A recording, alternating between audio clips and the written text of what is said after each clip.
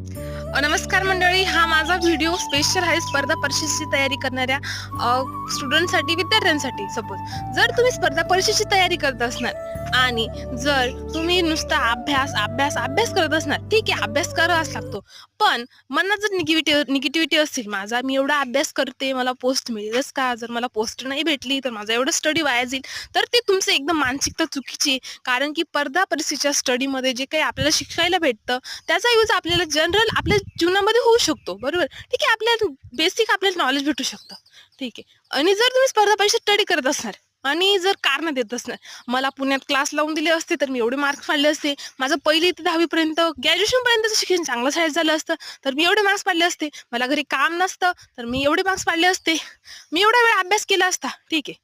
कारण देऊन मोकळं होतं आपण, बरोबर. पण जर तुम्ही कारण देत असणार तर तुम्ही आयुष्यभर जरी तयारी केली तरी तुम्ही एकही पोस्ट काढू शकता नाही.